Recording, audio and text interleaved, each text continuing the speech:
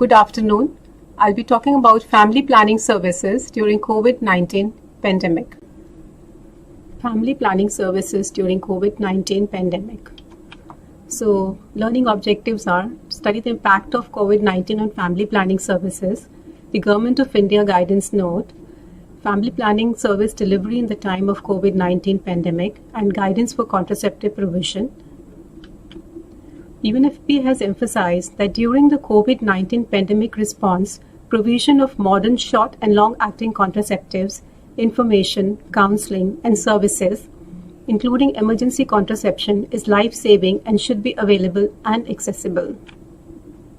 The family planning services include not only contraceptive services, but also pregnancy testing and counseling, pregnancy achieving services, including preconception health services, and management, diagnosis of and counseling for sexually transmitted infections. How has COVID-19 pandemic impacted the family planning services? The clinical staff is occupied with the COVID-19 response, hence lack of time and personnel. Health facilities are limiting services because they're responding to the pandemic.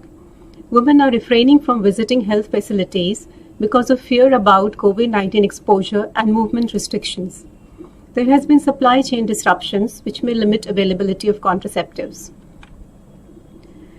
If you look at the estimate of the potential impact of the COVID-19 pandemic on sexual and reproductive health in low and middle income countries, a 10% decline in use of short-acting contraceptives would lead to 15.4 million additional unintended pregnancies.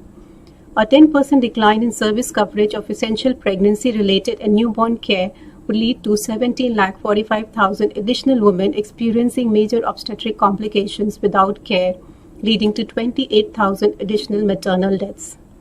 A 10% shift in abortions from safe to unsafe would cost 33,25,000 additional unsafe abortions. What about the Indian scenario? COVID-19 fallout would lead to 2.95 million unintended pregnancies, more than 8 lakh live births, more than 1 million unsafe abortions, and over 2,000 maternal deaths. And the family planning program would take a hit and go back by 15 to 23% in 2020. This shows the utilization of various contraceptive methods in the government and the private sector. So lockdown means access to and use of contraception has been compromised. Sterilization and intrauterine contraceptive devices services are curtailed or suspended, and there is curb on movement which affects the over-the-counter contraceptives. Moreover, many migrant men have returned to villages, hence need for contraception in villages may have to go up. If people get services at their home, the travel will reduce, the people will need not shop or go to healthcare centers for services. So there is going to be a negative impact on the family planning program, and also there will be increased demand for sterilization and abortion services once the lockdown is eased or lifted. So what is the duty of a family planning service provider? One has to ensure that all women, irrespective of their COVID-19 status, receive counseling on all contraceptive methods, should get a contraceptive of their choice, if not a bridging method till the contraceptive of choice is available. Use proper hand hygiene and respiratory hygiene while delivering these services to protect the healthcare worker and the client. Provide emergency contraceptive pills as soon as possible after unprotected intercourse.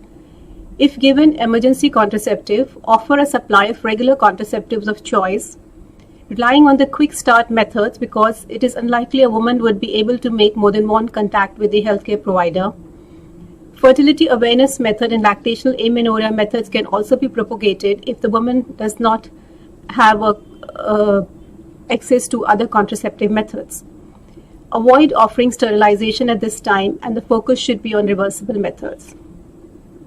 So the essential services should remain, that is, the woman should know where and how to access the available services.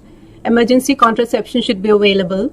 There should be support existing for continuing the use of long-acting reversible contraceptives of LARC, and there should be facilities for counseling her for management of complications of contraception, and contraception for vulnerable group, abortion, post-abortion contraception, and sexual assault care should all be running.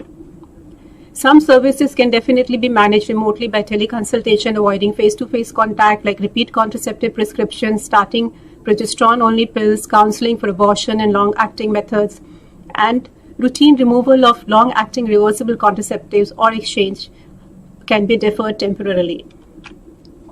The Government of India has taken note of the importance of provision of reproductive, maternal, newborn and child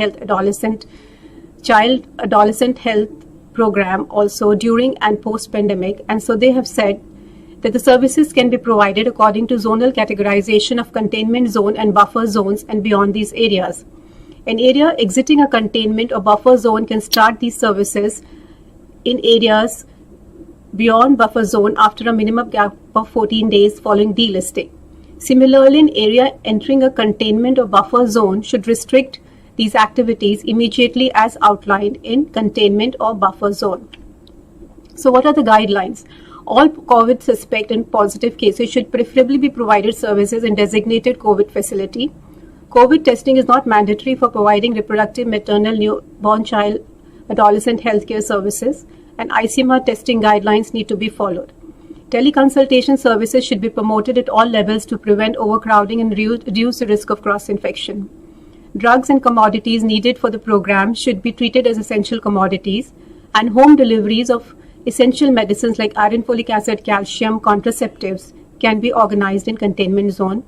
Capacity building of the healthcare providers should be based on digital health platforms. In areas which are green zone or beyond the buffer zone, all services should be provided as per guideline, avoiding overcrowding and maintaining physical distancing. Fixed day services should be provided by ensuring less than 10 clients per day, and more sessions can be organized if needed. In the containment and buffer zone, sterilization services, static services should be provided on demand to walk-in beneficiary in facility, and fixed day static services less than 10 clients per day in designated facilities. Postpartum and post-abortal sterilization, the beneficiaries who are already in the facility should be provided these facilities. As far as intrauterine contraceptive devices, they should be provided on demand to walk-in beneficiaries in the facility. Postpartum, post-placental IUCD concurrent with delivery should be given. Similarly, after surgical abortion, intrauterine contraceptive devices should be available. Injectable medroxyprogesterone acetate should be provided on demand to walk-in beneficiaries. Extra packets, at least 2 months supply of condoms and OCPs can be handed to the clients to avoid repeated visits or repeat contact, and continuous supply should be ensured. So how should these delivery services be delivered? Avoid face-to-face service delivery as far as possible using teleconsultation, and you can minimize the contact time by doing the counseling and virtual consent by teleconsultation. Avoid overcrowding, social distancing, appropriate use of PPE, that is face mask, screening for symptoms for the healthcare provider and the client, and educating the client to stay safe. Service delivery, how should the service be delivered? We have to move more towards telemedicine using mobile phone and social media, not only for providing information about access to contraception, but also for counseling and prescription. Expanding postpartum long-term reversible contraceptives is a good option. Self-care family planning methods should be promoted, like condoms, emergency contraceptive pills, so that women don't need to make frequent contacts with the healthcare provider. And healthcare provider must be provided adequate PPE and trained in infection prevention measures to ensure their safety. So there can be situations where you may have to start a new contraceptive. You may have to advise regarding continuation of the contraceptive that the woman is already using. The woman may want to discontinue a contraceptive and plan for pregnancy. She may require an emergency contraception or a postpartum contraception. So telephone or video consultation should be done to minimize the spread of the infection.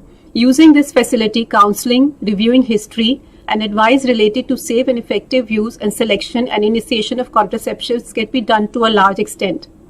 Face-to-face appointment should only be given if further examination is required or the woman is not satisfied with online consultation, and consider delaying this appointment till infection peak wears off. So the various contraceptives that can be initiated are the combined oral contraceptive pills, the progesterone-only pills, barrier contraceptives, long-acting reversible, and fertility awareness methods. In teleconsultation, you need to ask about the health status of the woman with respect to the COVID-19 infection, take a history of the menstrual cycle if she's missed her period, and ask for a urine pregnancy test, medical history to rule out contraindications for contraceptive pills if you're prescribing them. So for initiating oral contraceptive pills, a complete medical assessment eligibility on history is important, and at least a blood pressure and body mass index should be taken. Whereas POP, progesterone-only pills, can be safely started without face-to-face consultation and be continued till contraception is desired. As far as LARCs are concerned, they may not be a suitable option in active COVID-19 patient or other patients also, because it requires direct face-to-face contact. So women can be offered other methods of contraception till situation is better, and then she can come for a LARC. So what about the continuation of existing contraceptive? If the woman is already on combined hormonal contraceptives, we can allow her further remote prescription for 6 to 12 months without rechecking her BMI or blood pressure, provided we have taken the relevant medical history and ruled out any contraindication. Or woman can measure her blood pressure and weight at home and can provide it to the healthcare provider. Progesterone-only pills can be easily given a further 12-month prescription without review. So looking into the scenario as occurs in our government health sector or public health sector, how can a woman get supply of OCPs during lockdown period? A woman can get supply of OCPs such as Maladi or Chaya from her ASHA, A&M or nearby chemist. If the supply is available, she should be given a supply of 3 months period so that she doesn't have to go repeatedly. What about if she misses a pill? Well, this can be sorted out on teleconsultation. If a woman has missed one pill, she should take the next as soon as she remembers. If she misses 2 pills or 3 pills, then she uses a backup method for 7 days. If the pill was missed in the first week of cycle and unprotected intercourse occurred, then she should use emergency contraception. If she had missed the pill in the last week of her menstrual cycle, she can skip the placebo and start the new pill pack next day. What about continuation of copper intrauterine devices? The copper T380A is licensed for 10 years use, but it can be effectively used up to 12 years. So should a woman be advised IUCD insertion during the lockdown or during travel restriction period? It is advisable that the woman avoid IUCD insertion during the epidemic period to reduce contact with healthcare or health center to prevent infection. IUCD is due for removal. Can women visit a health facility for its removal? If she has no complaints and she has to get it removed only because its duration is over, then she could wait for a few months. She should not visit a health facility till the lockdown is over or there are travel restrictions. Copper IUD is effective for at least 1 to 2 years beyond the recommended duration. That is, copper T380A is effective for 12 years. If a woman wishes to have her IUD removed because she has health issues such as bleeding or pain, what should she do? If that is the scenario, she can visit a nearby subcenter or PHC and get it removed. What if a woman wants to switch over IUCD to some other method? What are the options available?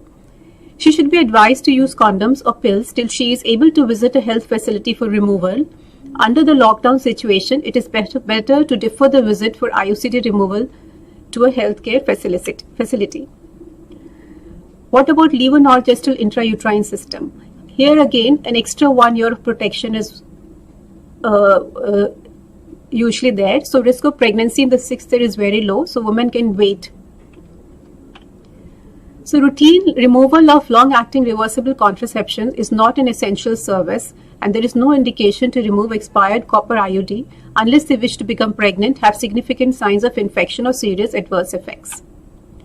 What about the injectable? Follow the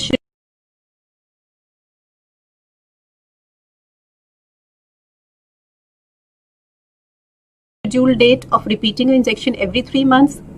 Inform the woman that there is flexibility in the use of MPA. Even if the user of Antra goes a few days late, that is up to 28 days late, her next injection can be given. Similarly, if she goes a few days early, the injection can be given up to 14 days earlier than the scheduled date. Hence, she can wait for a period of 4 weeks till the travel restrictions are over. What if the user is late for the next injection? If the woman is up to 28 days late for a repeat injection of Antra, she can receive her next injection. No pregnancy testing is required. If she is more than 28 days late, that is 4 months late from the date of last injection, rule out pregnancy and give her Antara. Give her a backup method for first 7 days. Whether a woman is late for re-injection or not, her next injection should be planned for 3 months later. If the scheduled follow-up visit for getting the next dose of DMPA injection is in the lockdown period, what should be done? A client can visit the nearest sub-center and get the dose from the A&M. If the woman is switching, she wants to switch from Antara to oral pills. Can it be started? The woman can switch from Antara to oral pills anytime if she is within the scheduled date of due injection and start the method without a backup support. However, if she is beyond 4 weeks of scheduled next dose, pregnancy should be ruled out and she may need a backup method for 7 days. What if the woman is unable to come to a facility to get the injection? What can be done? If a woman is unable to come for injection to sub-center or PHC, we can counsel her about other reversible contraceptive methods like pills, Mala-D, Chaya pills or condoms during phone or home visit. Whichever method she chooses, according to her eligibility, give her supplies for 3 months if available. Can an A&M or a staff nurse give Antara to a woman who is a new user? Yes, she can give injection to the woman provided they have been trained in its use and have obtained the required skills. But for the first dose, it is recommended that the eligibility screening is done under the guidance of a trained MBBS doctor at a PHC. What about discontinuation of existing contraceptive? If the woman wants to discontinue contraceptive and plan pregnancy, we need to counsel her that there is limited information about pregnancy outcomes with COVID-19 infection during pregnancy. The risk of COVID-19 transmission associated with contact between patients and healthcare professionals during antenatal and peripartum care should be explained. And also current restrictions on access to medical care should complication arise is another issue that should be explained to her. What about emergency contraception? This is one contraception where no contraindication is there, any woman can take it and should be available to women as soon as possible after unprotected intercourse. Clear written or digital advice about additional contraceptive precautions, when to start the COCs or POPs and follow-up if pregnancy testing should be done if you're doing an online consultation. Offer copper IUD where appropriate because that would offer an additional long-term method of contraception. If there is a delay in copper IUD insertion, offer immediate oral emergency contraceptive pills. Woman, if she did not have a supply of any contraceptive or condom and had an unprotected sexual intercourse, yes, she should be given an emergency contraceptive pills. ASHA can supply her for a sufficient number of condoms and ECPs if she has sufficient stock availability. Woman asks for supply of emergency contraceptive pill in advance. Can she be given? The provider can give her sufficient supplies of emergency contraceptive pills to cover her needs of emergency contraception, since it is better to prevent pregnancy through emergency contraception than having an unwanted pregnancy.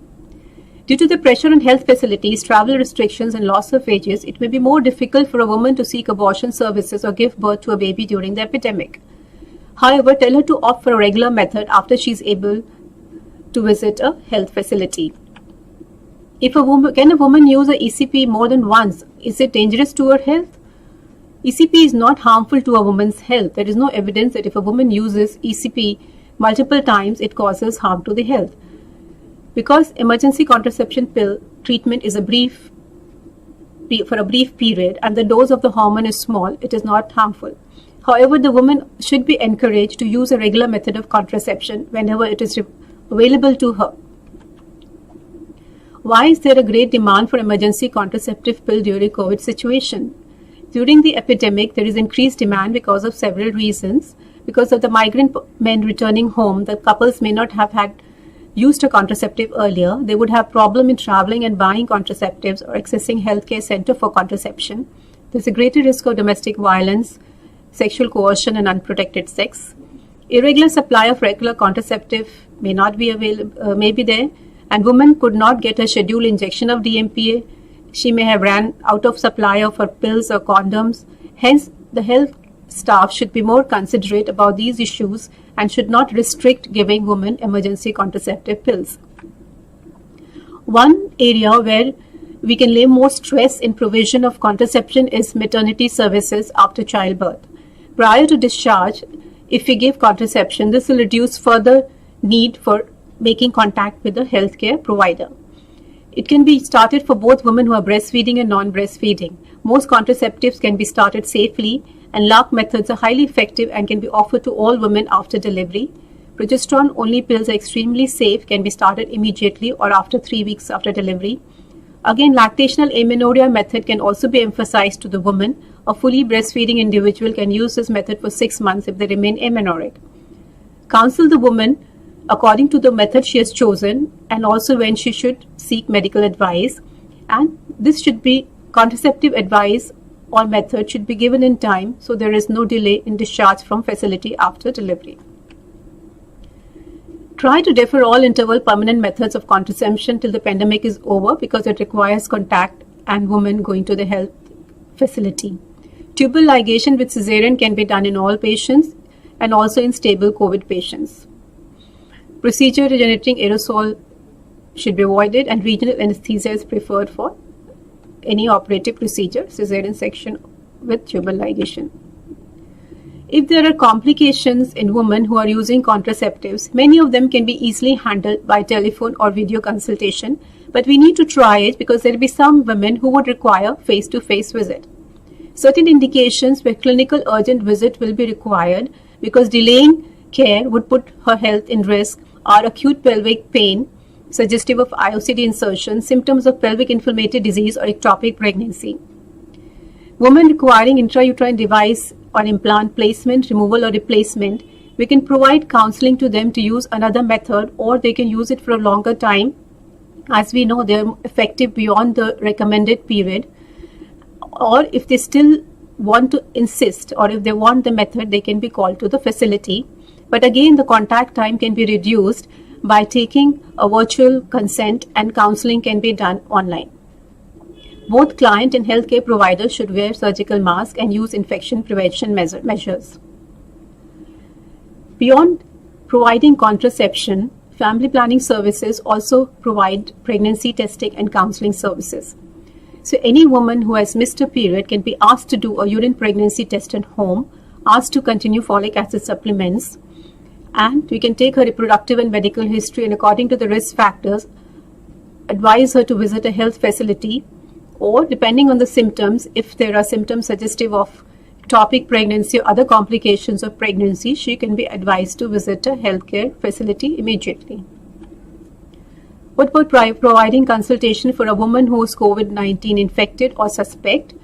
In such women, we could advise her to keep using the method she is currently using, and avoid her visit to the health facility, and give her teleconsultation. Face-to-face visit should be avoided till she is infection clear. If needed, she may visit a COVID hospital or COVID designated facility for her family planning services, and each department need to have a SOP on dealing with confirmed or suspected cases of COVID-19 infection, and they should be well versed with how to manage these patients. To minimize the duration of contact, the consultation and counseling can be done by teleconsultation. The patient can be advised to come in a private vehicle with a minimum number of attendants and using a mask properly applied and sanitizer in hand. And she should be told about the area where she should come directly to avoid mixing with other people. On arrival, she should be taken to an isolation room, and these rooms have to be defined so the staff can put on the PPE and attend to the women, should have suitable bathroom facilities to avoid cross-infection. All non-essential items from the room should be removed to avoid any fomite deposition on it. All clinical areas must be cleaned after use as per health protection guidance. Aerosol generating procedure should be avoided. If the woman requires a surgical termination of pregnancy, it should be done under local or regional anesthesia. If there is a OT facility where this woman is taken, then the AHU for the OT facility should be separate from the other part of the health facility. And the staff have to be trained in proper and rational use of PPE. So to summarize, ensure that women who seek abortion and family planning services do not suffer from lack of access or availability of different methods of contraception. Provide telehealth consultation with patient-centered counseling on the range of methods available and the patient's needs. The need for in-person visit for either intrauterine contraceptive device, implants, or sterilization should be deferred till the peak of the pandemic is over and advise bridging methods in the meantime. For women who are COVID positive or suspected of having infection also, the need for in-person visits should be deferred till they clear the infection. In semi-emergent cases also, delay the visit if the woman has symptoms pending the results or in patients who are asymptomatic contact, and in the meantime initiate a bridging method of contraception as needed or suitable for the woman. Prescribe options with no medical restrictions like mini-pill, condoms, fertility awareness methods, diaphragm or spermicides for these women in the meantime. Prescribe additional contraceptives in lactational amenorrhea even if the woman is exclusively breastfeeding to avoid failure of the method of contraception. Thank you.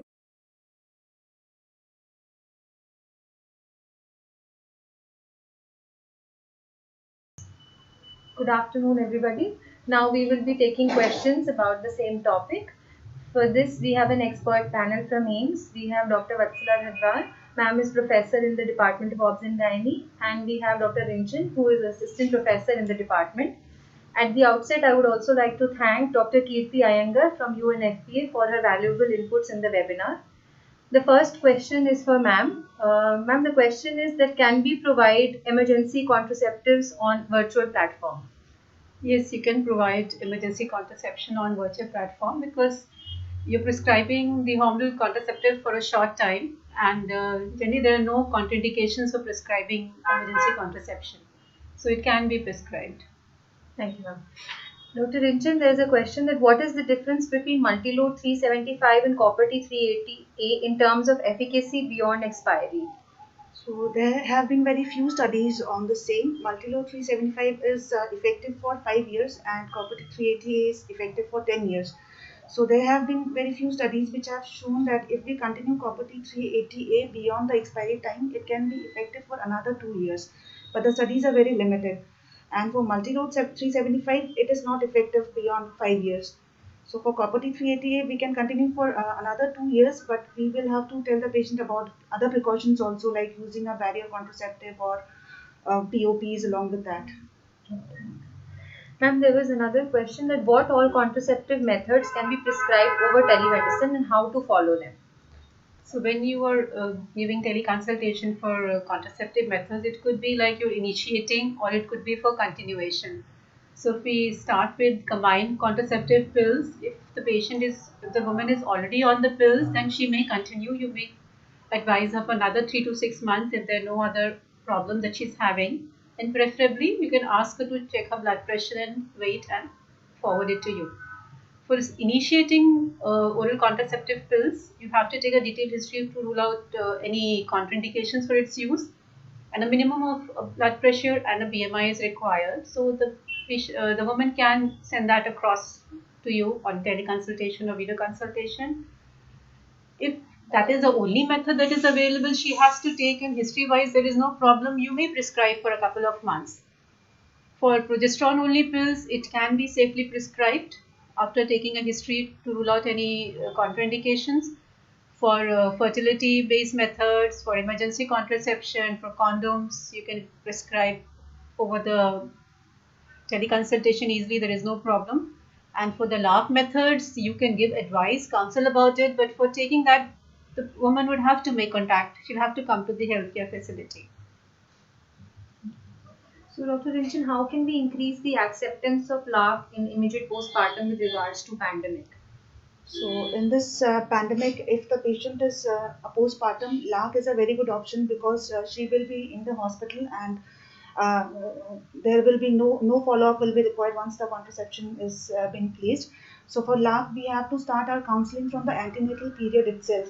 The patients are visiting during antenatal follow-up also. From that time only, we have to counsel about the importance of contraception, especially with regard to this pandemic. And in the intrapartum period also, we need to counsel her about the benefits of LARC, like post-placental copper T insertion. So in this case, counseling should begin from antenatal period and it should continue during the intrapartum period also, and this will help in increasing the acceptance when the patient knows about the benefits. Ma'am, another question has been asked. What are the recommendations regarding permanent methods of sterilization in the COVID-19 pandemic? uh, Sterilization again method would require the woman visiting the healthcare facility. It's a surgical procedure, so preferably avoid it unless she's really insistent. And the government guidelines also say that it can be carried out in areas which are non-containment zone, but it can be done with cesarean section in a woman who is either like non-COVID or who has COVID infection but is healthy. It can be offered in the facility. So, Dr. Ranjan, what are the recommendations on continuing the OCPs without face-to-face consultation who are already on them, and how long they can continue without follow-up? So for OCPs, if initially when starting OCP, if we had properly worked her up, if we had taken the history and ruled out contraindications properly, if her baseline blood pressure and BMI was measured during the prescription, and she has a record of those measurements, in that case we can continue OCPs for another 6 to 12 months. And meanwhile, as ma'am said, she should keep checking her blood pressure at home, and she should keep measuring her weight in between, and she can send the records to us through telemedicine. So it can be continued for another 6 to 12 months. And ma'am, there is a major doubt that whether HCQ will interfere with the OCPs. So what is the advice? um, like I don't know, perhaps not much evidence to say whether it interferes with the action of the pills, but since both the drugs have effect on the liver, and we could avoid giving combined oral contraceptive pills to women who are in HCQ. But then once the period is over, she is finished with HCQ treatment, she can take the pills, or we can offer her some other method of contraception. Yes. And how effective is lactational amenorrhea as a contraceptive method? Should we advise this in the pandemic? So we already know the criteria for lactational amenorrhea. The female should be exclusively breastfeeding for 6 months, and she should not be having her period. She should be having amenorrhea, and if the criteria is fulfilled, then lactational amenorrhea can be effective for 6 months in over 90% of cases.